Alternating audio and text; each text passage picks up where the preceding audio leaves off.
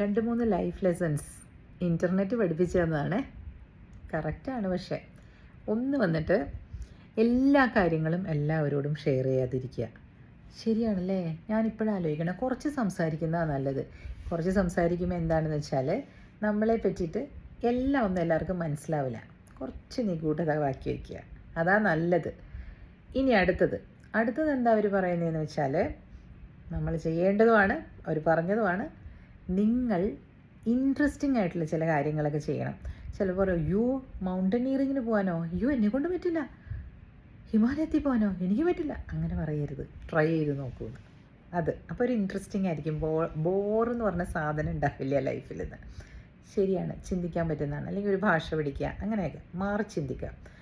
പിന്നൊന്ന് പറഞ്ഞത്, എപ്പോഴും ആരെക്കുറിച്ചെങ്കിലും, അല്ലെങ്കിൽ നമുക്ക് ഇഷ്ടമുള്ള ആരെക്കുറിച്ചെങ്കിലും ഒക്കെ എപ്പോഴും ചിന്തിച്ച് ബേജാറാകേണ്ട ആവശ്യമൊന്നുമില്ല എന്ന്. അവരാരും നിങ്ങളെപ്പറ്റി അത്രയും ചിന്തിക്കുന്നുണ്ടാവില്ല, നിങ്ങൾ ചിന്തിക്കുന്ന അത്രയും ചിന്തിക്കുന്നുണ്ടാവില്ല. അതും ഒരു പോയിൻ്റാണല്ലേ. നമ്മൾ പലരെ പറ്റിയിട്ടും അവരെന്ത് ചെയ്യായിരിക്കുമോ, ഉദാഹരണത്തിന് അച്ഛനും അമ്മയൊക്കെ തന്നെയാണെങ്കിലും ഒരുപാട് നമ്മൾ ചിന്തിച്ചുകൊണ്ടിരിക്കേണ്ട കാര്യമൊന്നുമില്ല. അവരത്ര നേരം പോലും നമ്മളെപ്പറ്റി ചിന്തിക്കുന്നുണ്ടാവില്ല എന്നാണ് പഠനങ്ങൾ പറയുന്നതെന്ന്. കുറച്ചൊക്കെ ആലോചിക്കുമ്പോൾ ശരിയാണ്.